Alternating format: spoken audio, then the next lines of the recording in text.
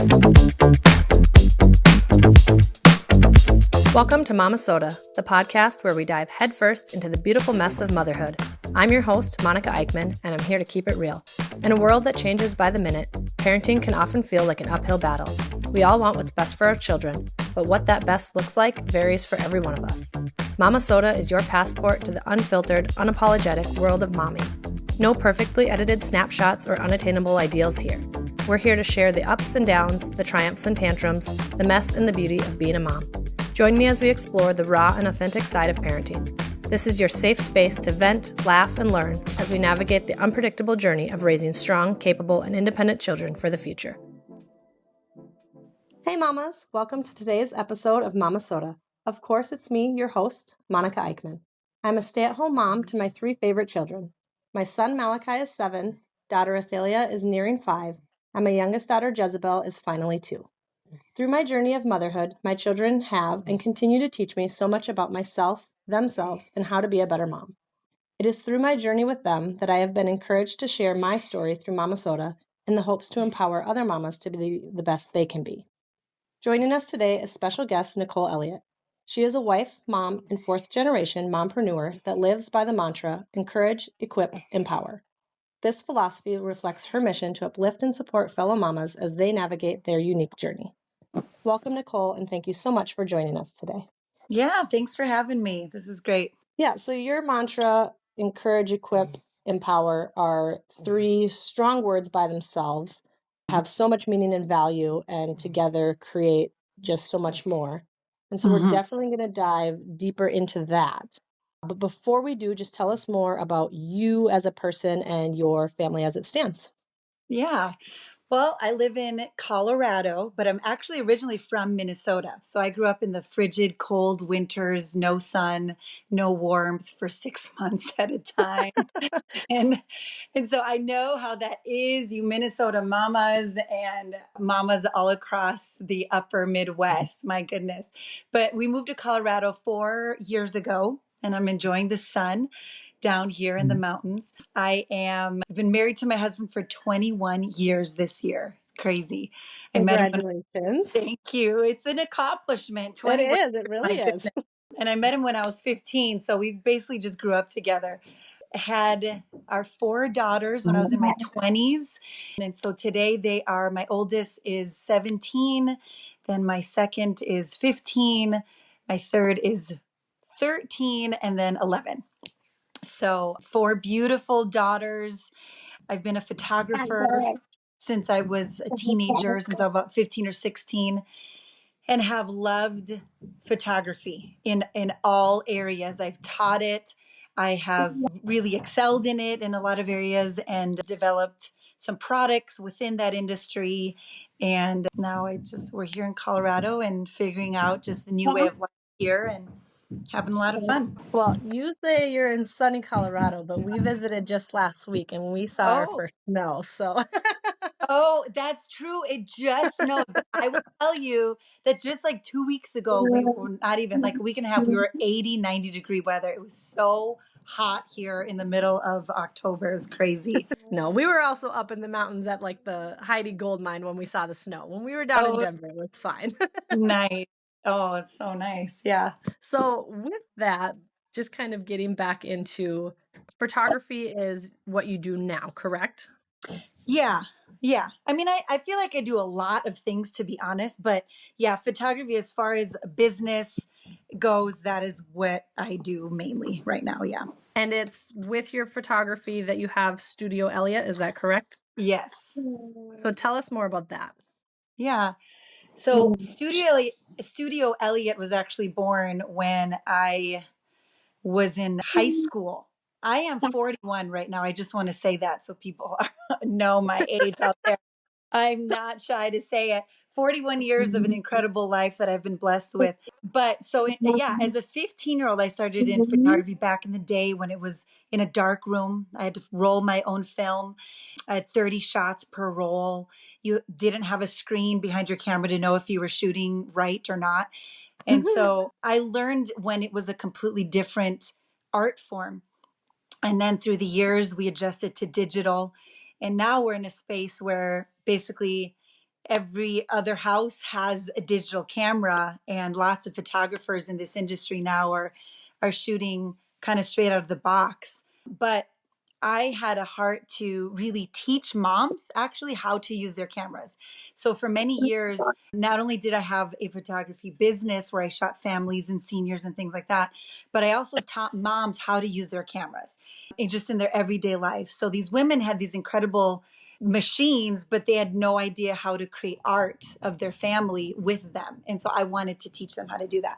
So that was kind of my connection and my desire. That's where the encourage, equip, empower was born, because I saw these women that wanted to start businesses or just wanted to photograph their kids or just kind of anywhere within that photography space and didn't quite know how to do it. So I wanted to encourage them to use their cameras, equip them with the knowledge of how to use it, and then empower them to maybe start their own businesses with that. So I spent many years in that space, and then after that, I developed a camera strap that launched in the US and the UK a handful of years ago. And that's been its own journey in and of itself too. So yeah. That's fantastic, because I know, I mean, I had one of the digital cameras, like the small handhelds when those first came out. But other than that, it's my phone. And Yeah. even every day, like just like something will pop up on social media on how to take a better picture with your phone. And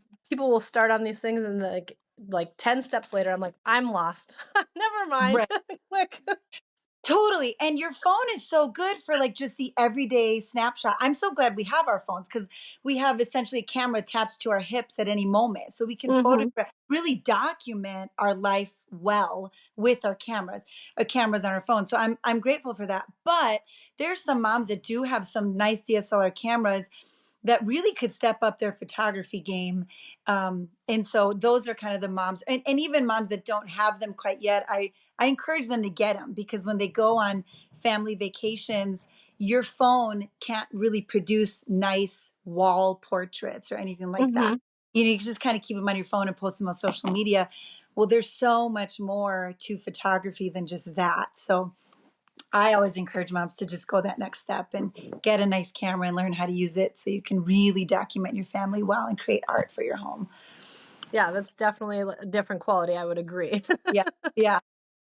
So you consider yourself a fourth generation mompreneur. So you come from a line of ladies getting after it. Yeah. So tell us more about that and how their experience have shaped your approach. Yeah. Yeah. So the earliest I know is my great grandmother from Ecuador, South America. So she, very young, I mean, that was just a different world back then. And she started her own company, her own business, very, very young, as then did her daughter, which would have been my grandmother. At 14 years old, she was traveling miles on a donkey in the middle of the Andes mountain range to go sell the stuff that she would make in her little tiny town and sell it in the bigger cities to make what little money she could. Her family didn't have a lot. And so what they did there was make and sell and make and sell, and so she did that for all of her entire life. And then my mother, when she was 21, came from literally the jungles of the Amazon rainforest. My mother was born in Shell, Ecuador, which is a tiny little town in the Amazon rainforest in Ecuador. And when she was 21, she said, I want to know the United States. And she came to New York City, and she didn't know anybody. And she had a friend there that just kind of invited her. And that was like the one connection she had, and ended up staying with her for a few months. And she ended up meeting my dad when she was there and never went home. She got married to him and stayed. And they were poor young kids living in, at that time, they were in Brooklyn, I believe, New York. And they didn't know what they were going to do for money. And so my mom was like, well, why don't we buy a bus, gut it out? I'll go back to Ecuador, get sweaters, get, Ecuadorian things that are cool that people don't see here. And let's just go around New York selling it. So they literally did that. They created the for them, it wasn't a thing to have a shop on wheels, but they did that. So they went around New York selling their Ecuadorian stuff and making money. And that was the beginning of my mother's business here in the United States. And it went well for many, many years. And so I grew up seeing that. I grew up with a mother that was home for us every day when we got home from school, cooked a delicious meal for us every night, but then worked really hard at her company and her business through the years. And so I just knew that for me, that was the only way to go. My skill set, the thing I enjoyed was photography. So I thought, how can I make a business out of that? Still be at home, still be there for my children. I actually homeschool my 4 girls. I forgot to mention that, but yeah, for the One of last the many 11, hats.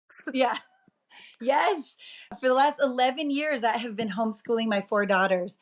And by the grace of God, I have to say it is the hand of God that has helped me through that process, because that has been such a challenging yet rewarding thing to do through the years, and hard, but very, very rewarding decision that we had made, me, my husband and I. So yeah, so I decided to go into the photography business because I really enjoyed it. But yet I was able to be at home and homeschool my girls and do the same, cook a meal for them every night, and then teach them this entrepreneurial journey as they saw me do it. And now my oldest daughter is taking business and marketing as her in her senior year of high school. She's doing all college courses and just going full throttle business. So I'm raising 5th generation future mompreneurs too. So it's kind of cool. No, that's not kind of cool. That's super fantastic. Yeah.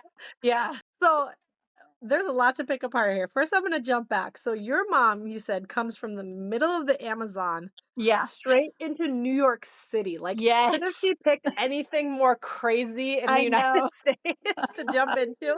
I know. But again, this is why my mother is such a hero of mine. Gosh, and her mother too. I sat down with my grandmother a few years before she passed away and literally just recorded her entire story. And, she only had a 4th grade reading level and went on to be one of the most successful women entrepreneurs in her little town, in the little town of the Amazon rainforest that my mom was born in.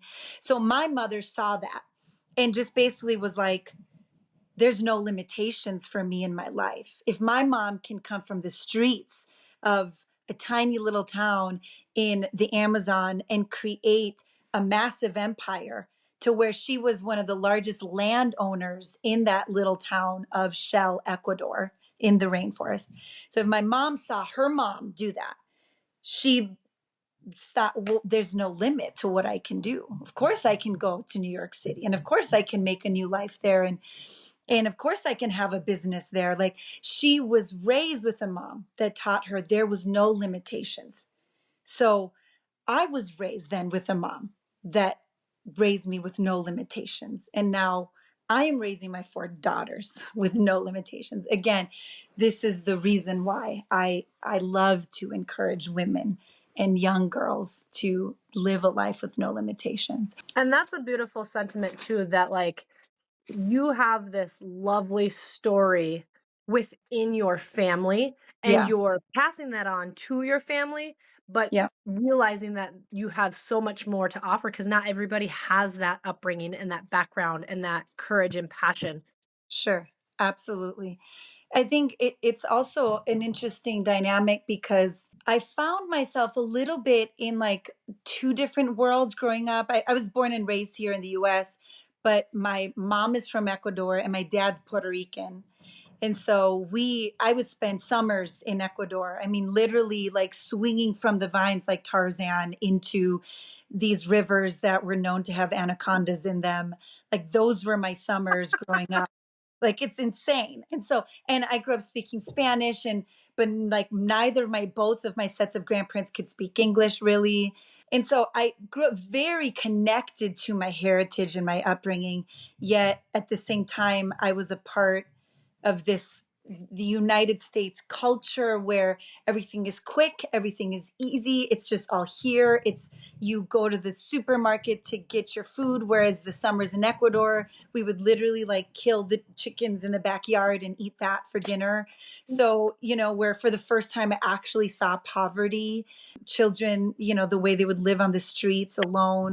And, the wealthiest person I would say here or the opposite, the hardest life here in the United States pales in comparison to the hardest life in Ecuador and some of these other countries, and the way they live and the way what they have to go through. So all that to say, I feel like I had a healthy perspective on two different levels, and I think it really shaped the way that I raise my children and just see this beautiful life that we get to have here in the United States, and take advantage of what I could here that my mom did end up having as an adult, but that my grandmother didn't have and her grandmother didn't have. And so, yeah. And that too, like you said, just that perspective of being able to pull from both sides, and like you said, realizing that like having it tough here in America is being, well off, like you said, in Yeah, Ecuador, and exactly. it's just not, that those parallels Right. are. And then so the other piece I wanted to bring back up. So you said you've been homeschooling 11 years. Your oldest is a senior. So did she go to like kindergarten, first grade? Yeah. Okay. Yeah. She went to kindergarten, first grade. In fact, I will say I would consider myself a can-do person. I kind of like to look at something that's difficult and say, I can do that. I'll learn it. I can do it, But homeschooling was one of those things that I said, I can't do that. Like I can't, I'm Mhm. just not that mom. I think I had a just really set preconceived notions of what a homeschool mom looked like. She was patient. She was this very mild mannered mom that cooked and cleaned all day and just like loved to stay at home. That just wasn't me. I just feel like, I mean, I do like to cook and I like to kind of clean, but other than that, I'm not patient. I'm not like, I'm so selfish. I mean, there's just a lot of things about me that I didn't think could fit into that homeschool mom mold. So my daughter did kindergarten, first grade, and that was the year that Common Core came into our school system up where we lived. And I just kind of was faced with a decision. Do I just try it 1 year? Like, should I just try it 1 year and just see how it goes? And we did a lot of praying. We did a lot of praying because I knew that I couldn't do this alone. I literally needed a divine intervention. I needed God to help me to do this. And so, yeah, we chose to do it 1 year. And then we did the next year.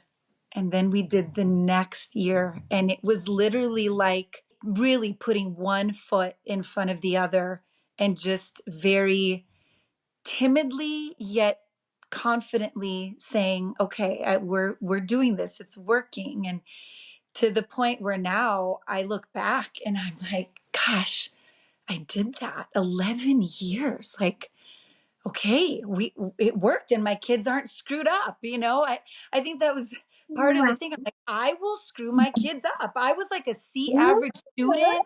I was not academic. I was not one of those smart kids. I was what you would call like street smart, you know. And like I was not book smart, but I knew how to handle myself well. But we did it. And they're good and they're beautiful and they're well educated and they're respectful and kind. And so yeah, we just put one foot in front of the other every year, I guess, and we made it through. We're making it through. Oh, I love that for you guys. When you said like I feel like I can do things type of person, and that's the one thing you said you can't, Yeah, is I yeah, felt like I was like you were speaking for me. yeah, Because my husband had wanted me to homeschool, and we just have the one in school, and he's in second grade now, and that was the one thing that was like a hard no for me. And I did fabulous in school. It wasn't even that. It was just like I still can't quite put my finger on it, but like you said, I just feel like it's not the right fit for me. Definitely the patience part. yeah. Yeah. Well, and here's a thought, and this is what I've told a lot of moms, especially in those younger years like that. Because I pulled Anaya out at second grade. I started homeschooling her at second grade. And so I I was like, well, how much can I really screw her up in 1 year? Like, I'm like, if it goes really bad, I'm like, and I knew she was a good kid. She's a good learner. So I'm like, and there's hundreds, I mean, hundreds of different homeschool curriculum out there. So there's so much. So I thought if I just do 1 year and we have to, and it just doesn't go right, I think she'll be fine. And a teacher had told me that too. They're like, don't worry about it. She can go back into third grade in public school and be just fine. And so that kind of gave me a little bit of like, okay, let me just try like a, an opportunity just to say, I'm going to try it. And so for us, it ended up working out and we kept her in. But I think you just kind of have to defeat the beast of the unknown first. You know, you're like the if is such a big if and it's such a huge question mark. But when you kind of defeat that and get on the other side of that, you're like, okay, that wasn't that bad. I did that. That's fine. You know, it worked. No, so something that's come up through some of your answers here and just in talking several times is you obviously have a strong faith, and that's a basis for a lot of, what your life, I can just tell. So Yeah. how would you Yeah. say your faith has influenced your journey both as a mother and as an entrepreneur, especially during some difficult times? Oh, yeah. Well, it's really 100%. You know, like we all have this road that we walk on and we have all these building blocks in our life. Like it's what is my foundational road? What do I walk on just day to day, moment by moment? And that's the word of God. It's Jesus Christ. Like I literally could not do all the things that I have done and continue to do without Jesus. Like it for me, it is my guiding principle. And some friends of mine, we started working out together. I am terrible at going to the gym and being consistent with that. I do it for a little while and then I stop and then I don't do it. But the thing I've been able to be consistent about is working out every single morning because it's good for my health. And because I have this group of girls that we text each other every morning, did you work out today? And we just do it at home. There's this online girl that we watch. It's just these free YouTube videos and it's just easy, 30 minutes every day. It works for our mom schedule. But the accountability of doing it every day with somebody else has been what has allowed me to keep going with it.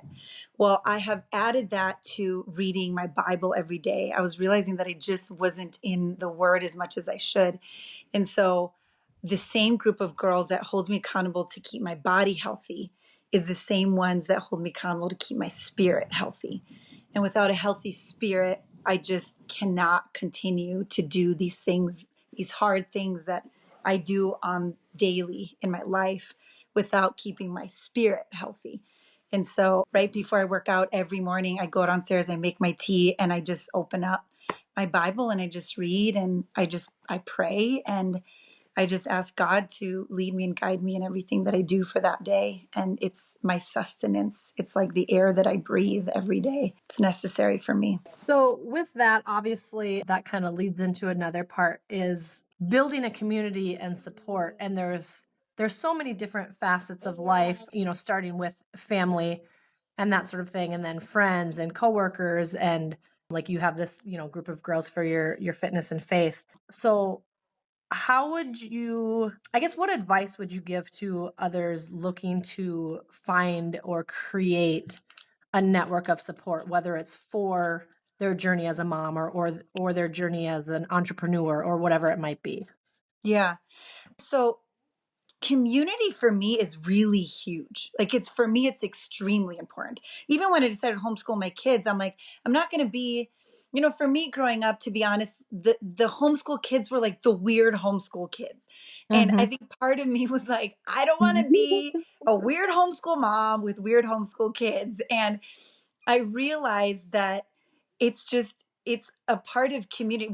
There's weird kids whether you're in public school or not. Like it's just, or whether you're homeschooled or not. Either way, it like you're just. I'm just gonna be honest, okay? And so I'm like, it doesn't matter. It's not because you're homeschooled. It just is a part of life, okay? And so I was like, I need to be in community even with my children. I don't want to be at home and all the time and then they're not in community. So I started a homeschool co-op because I'm like, there wasn't any in my area. So let's get all the homeschool moms together so the moms can be in community and our kids could be in community. So we did that every single day. I needed community for my photography. So I sought it out. Where are the photographers in my area?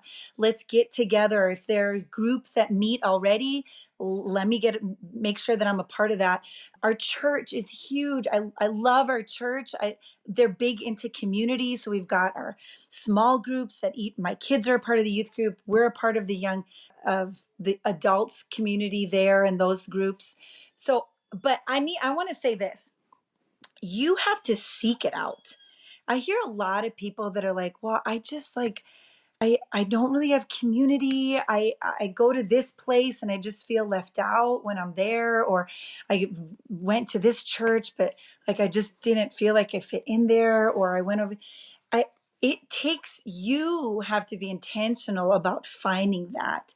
We can walk into any new space and kind of always feel like that outsider until we take the steps to step in the middle of those circles. And I know for some personality types it's easier than others, but either way, we just have to be proactive about that and find it because there's community for every single place you are. Every little thing you have, there's groups for those things. And if there's not, make one. I guess that's kind of been my thought with those. No, I couldn't agree more with, well, first, just like pointing out, like you said, you have a community that's your homeschool community. You have a community that's your fitness community. You Right, have a community that's your church community. right. That it's not just like, oh, I don't have friends from high school and all these girls I meet hang out with their high school friends, so I just don't have any community. It's like, Yeah, well, what type of community are you seeking right now? right. And like, Totally. Yeah. and Yeah. then, like you said too, just putting yourself out there. I'm not one to put myself out there, but when we moved to our new neighborhood, there's kids everywhere. So it's like we've met so many neighbors, and I know everyone like on our block. And my sister's lived in her house for like 20 years and can't tell you her next door neighbor's name. I'm like, that's so weird. Yeah. Right. Well, that same thing happened to me when we lived in North Dakota for a period of time before we moved to Colorado. And we were on 2-acre lots. And I didn't know anybody there because it was a little like just literally kind of, you have to go down this super long driveway. And it wasn't like in a normal city community where everybody's pretty close to you. 2 acres, you're kind of still a little ways apart from each other. So when we moved here, I'm like, I am going to know everybody. I became wildly intentional about getting to know every one of my neighbors. And so anytime I was out for a walk and saw somebody that I'd not met, I would just go up to them and introduce myself to them. And then after a while, I started a neighborhood Bible study group at my house. And so it's just a ladies' Bible study. And I just got together with some women and said, hey, would you guys want to get together every Tuesday night after the kiddos are asleep and just come together and pray together and just literally read our Bible together? And these are women from different walks of life, different churches, different backgrounds, different ages. And we all just need community. So all of us are like, yes, let's do it. And so every Tuesday night we come here, my house, and have tea. And so that's another, like, create it, like make it yourself. Because I think women always want to gather. There's some inside of us that want to gather. And some of us are created to be the gatherers, the ones that bring them together. And others are like, I'm just waiting for the invite. And so, yeah, so the encouragement, like if you're a gatherer, gather the women. If you're waiting for the invites, say yes to the invites, but also put yourself out there to, get into these groups as well. I think that's so true. Like you said, that like women do want to gather and they do Yeah. want to be a part of something. But that piece that you said, saying yes to the invite, because I know it's even just Yeah. a simple, it's the simple, like, I walk into someone's house or wherever it might be, and they're like, "Oh, do you want some water?" And I'm like, it's just like that instant answer. It's like, "Oh no, I'm okay." And it's like, why did Right. I say no to a glass of Right. water, or Totally. like whatever it is, or like you said. So it's like when someone invites you to the park to do a play date, or whatever it might be, it's like, stop, slow down, because you really Right. do actually want to. Right. Totally. One of I don't even know where I heard this. I don't think I made it up myself. I had to have heard it somewhere, but it has become like another foundational principle of mine. Nothing extraordinary happens within your comfort zone. And so I actually started praying a pretty dangerous prayer. I said, God, expand my comfort zone. Like because sometimes it's hard for me to step outside of my comfort zone, but I was like, expand it so that it's not always so hard for me. Like, what does it have to be so hard to say yes to a thing or go into a new social gathering and feel like, oh, I'm like the odd one and everybody's looking at, like, all the things that come with social interactions or whatever you might desire to do in your life that your comfort zone is stopping you from doing. So I was like, I said, God, expand my comfort zone and make it bigger and bigger and bigger, which will allow me to do greater and greater things. And then it's like the line between your zone of comfort and the unknown becomes really blurred because it's now gotten so big. Now you really live a life without that zone of comfort. Now you're like, okay, I'm free now. I'm free to push past my limiting beliefs and the walls that have kept me in. And I've seen that happen in my life where the Lord has really just made that zone so big that now I don't even, it's not there in a lot of cases. And I really feel like that's how we need to live. That's how God wants us to live, a life without those zones, without that barrier, a limitless life. Because, like, imagine what we could do in our life if we really did push past all those barriers and those things that have kept us so closed in for so long.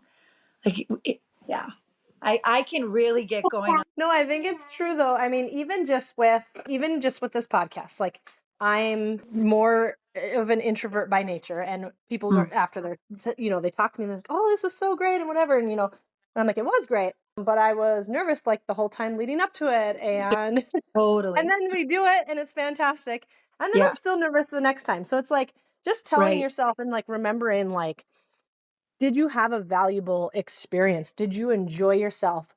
So yes, you might feel uncomfortable again the next time you're right, invited or something, is brought up, but just like try to remember what your experience was the right, last. right, right, right. I so in the Bible there are 350 or 325, something like that, verses not fearing, to not fear. And so it's like there's almost a verse every single day.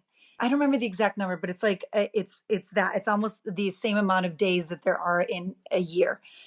And I really try to live a life without fear.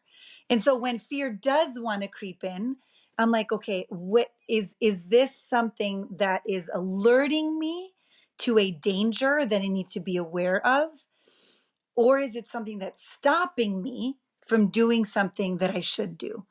And so I think of that fear and I really try to dissect it, unpack it. So it's like what you're saying, like I know that I kind of, these emotions, these feelings start to creep up before I do these, interviews, but then after that, it's incredible. And so you're like, okay, really isolating those thoughts and those feelings and not letting it consume you. And I know we live in a society that's really big, it's with depression and anxiety and fear Hmm. and and it's so hard because we're so overcome by it. We're so overwhelmed by it Yeah, right now. crippled by it. Yeah, we are crippled by it. But my thought process is, okay, let's like really hold it. Let's look at it. Instead of letting it overcome us, let's put it in front of our eyes. And let's look at it and say, okay, why? What is this? What is happening right now? What is this causing me to do or not do? And like if you can sort of take it and isolate it and not let it become a part of every fabric of your being and hold it in your hands and say, okay, I see you.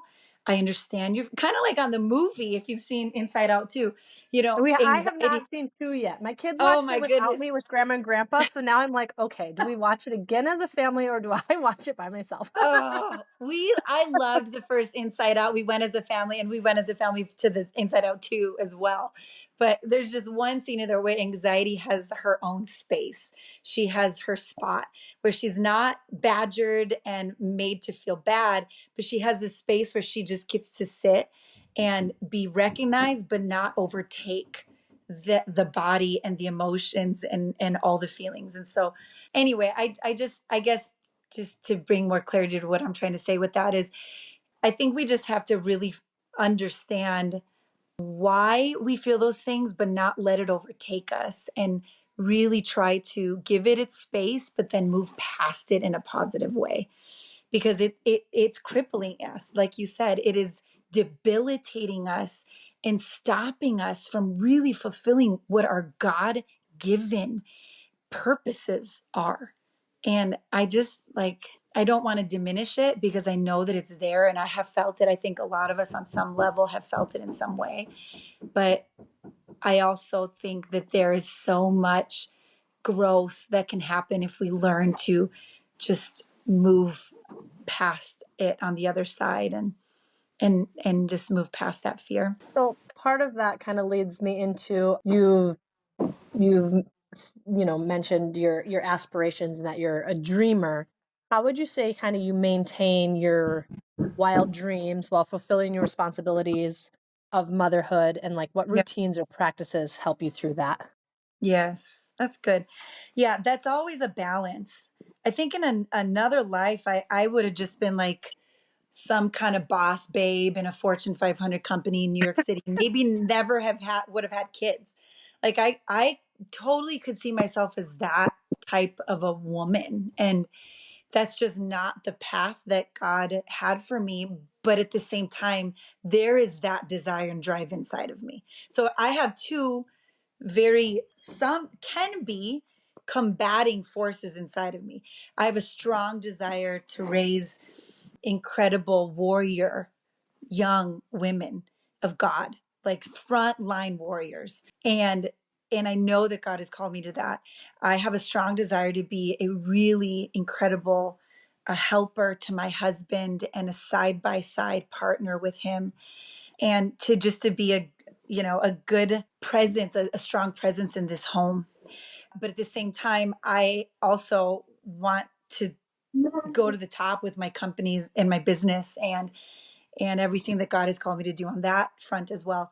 So I can't deny that I have both of those things inside of me. So then now I have to come and say, okay, how does this work practically in my life? And I knew that I was going to be an entrepreneur and own my own business so I could have my own schedule and my own time, because I could not be a slave to my work, which I knew I would have been, and then forsake my children. So I knew I had to be in control of my business and my hours with that. So owning my own business was really the only way for me to ever go. I knew that as a young kid. And so, but now practically speaking, what does that look like in my life? I give myself work hours and work times. I never work on weekends. I knew that, and I was counseled. I have a lot of really incredible photography mentors in my life, moms themselves that are also incredible artists and photographers that do very, very well. And so that has always been important to me, to have women that I can look up to and admire and respect. I have mentors that I respect and admire and have gotten a lot of counsel from in my marriage, women that have counseled me in motherhood, and women that have counseled me in business and entrepreneurial world. And so that has always been important for me to have. And I've just prayed those women into my life, and God has brought them to me. But as far as each of those, I've been counseled in all these ways to be able to make sure that my children had their schedule. My family was always first, and my business came second to that. So at the beginning of the year, I schedule my entire most of my year out. I only take 20 shoots a year. And I only schedule them Tuesday and Thursday nights because those are the only nights that my kids don't have things going on. I never do weekends, which is why I don't shoot weddings. I always make sure that my balance is very set at the very beginning of my year so I don't have any surprises later on. So, yeah, that's kind of a long answer to a short question, but yeah, my family was a priority for me, and I knew that I needed to set that strong boundary because my business could easily take over my life, and I would have allowed it because I enjoy it that much. But my mindset had to be in the right place because we only get our kids for such a short period of time before they're out of the house. So, But I think that's an incredible piece of you for everyone to kind of get to hear and know is I mean, you're putting your own definition on boss babe. I mean, you don't have to be at the top of a Fortune yeah, 500 company. I mean, you are running your life. You are running yeah, it the way you want it to be. You've got, you know, like your schedule and your priorities are where you want them. And I mean, I think like mhm, when it really comes down to it, that's what being a boss is all about. yeah, yeah. Totally. Yeah, and I know there's moms out there that don't, have we're all different, whether there's moms that aren't working at all or that, well, I should not even say that. That is such a slap to my own mouth. You work so hard as a mom at home. I mean, I know that. But I'm like outside of the home or whether you have your own business or, whatever it is, like I think there's just a balance that we need to find in everything. It's the complete opposite with a mom that's like, I give everything to my kids. I would encourage you to say, okay, you are going to plan a lunch out or a dinner out with your girlfriends once every 2 weeks. Get out of the house and get healthy. Like you need to take that time away. I mean, I feel like whether we are planning, organizing, your life with your business and your kids or church and kids or whatever it is, like you have to have a healthy balance on all those levels. And I think some moms struggle with not getting enough time for themselves. And I just need to encourage moms to get that time, make that time, get away and get with other moms and laugh and talk about things that have nothing to do with your children or your life at home. And that I know for me has been huge. And I scheduled that in too. I'll be like, it's been a month and I haven't had just like girl time with my friends. And I will call my girlfriends and be like, hey, we're doing dinner this place, 6 p.m. Let's show up. Let's do it. So, yeah. No, and that's a big one for me too, is still finding that balance of when I had my first, and it's been 7.5 years now, I stopped, like working out in, the 9 to 5 world. And so much of me became and still is, and I'm grateful for it and love it, but just defining myself as a mom. But like you said, what else? Because I was so much more before that, and I still am so much more. So just remembering to embrace that and Yeah. give time to it. Yeah. Yeah. I mean, there's no mom that will ever go through motherhood, these 18 years we get with our kids in our home. And on the other side of that, moms that now have adult children that spent time at home. And I know this because I've talked to these women. They have never looked back at those years that they spent at home, day in and day out with their children and regret that time they spent there. They will never regret that. They always look back and say, thank you, God. Thank Mm-hmm. you that I had the blessing 100%. of being able to stay with my children. And in fact, I know moms on the other side that are like, I wish I could stay at home with my kids. I can't because I have to do this or that or whatever. I have to be in the workplace or my job or whatever. And look and say, I wish that could have been me. And it can't. And so we just need to be so grateful for every single second that we get with our babies because it doesn't last. It One doesn't. day, Nope. I have said it often, like my home is always like not picked up. The only time it's picked up is when people come over. And I think to myself, I'm like, well, our dishes are dirty because we cook and we eat in our house. There's toys all over the floor because I still have a little one that loves to play. There's crafts all over the table because my girls are crafty. There's My house looks like this because we live here. And my kids live here, and one day they won't. One day my house is going to be completely clean all the time. My dishwasher will not run 3 times a day. It will run, a couple times a week. There will be one day where I will sit in my super clean house and wish it was dirty. There will be one day where I will look at my dishes and be like, I remember when I had to wash dishes all the time, and now I don't have to do that anymore. And there's going to be like a joy to that, but there will also be a little bit of a sadness to it. So I just am like, I'm okay with the mess. I'm okay with like the insanity of my house some days, because one day it'll be quiet and they won't be here. And I will long for that time. And so it's like we just have to love every second and enjoy every second and embrace every moment. And that's it exactly. Like life, we think we remember it and realize it so much in like the 0 to 2 age frame, because it's always like this little milestone happens at this many weeks, and then another week something else changes. But I think as we get older, we forget that like there's still so many phases and stages of life, Right. and none of it is permanent. And today and Right. tomorrow are going to be different. Right. I mean, because it has to be a constant reminder, because it's so easy to be overcome, especially those younger years.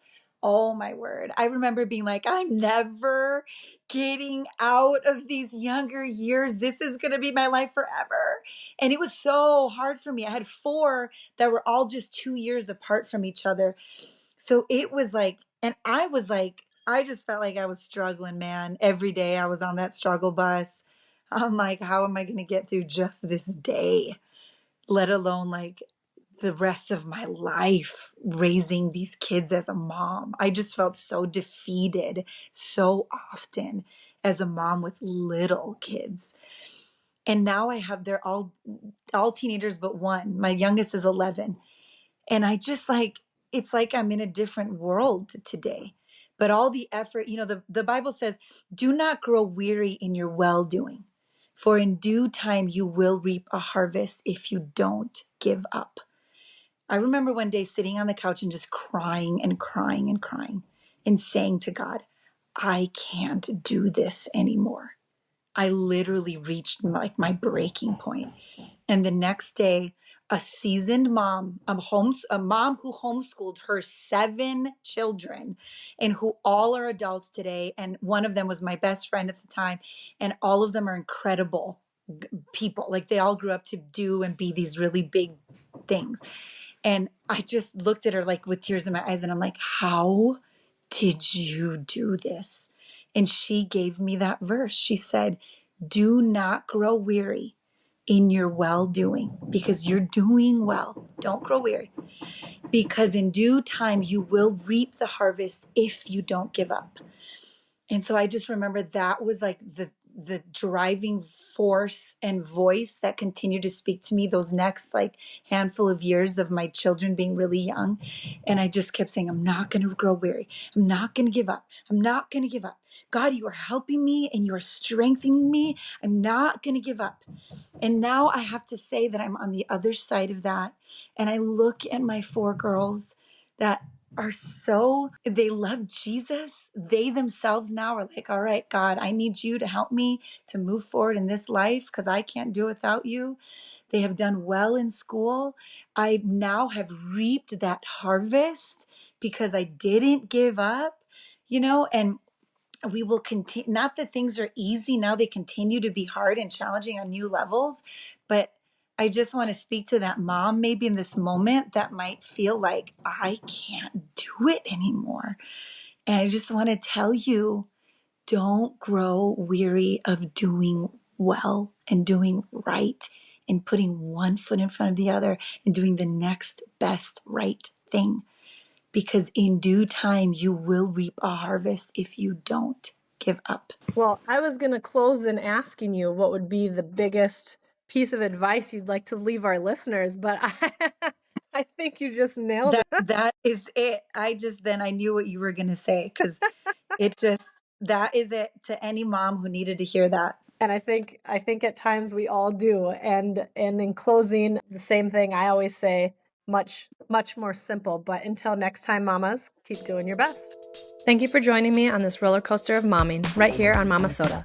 I hope you enjoyed our candid conversation about all things parenting, where perfection is left at the door and real life takes center stage. Stay tuned for more heartfelt, unfiltered discussions in the next episode. And if you haven't already, don't forget to subscribe, rate, and review Momma-Sota on your favorite podcast platform. Your feedback means the world to us. Until next time, this is Monica Eickman signing off. Keep rocking that mom life, and remember, you've got this.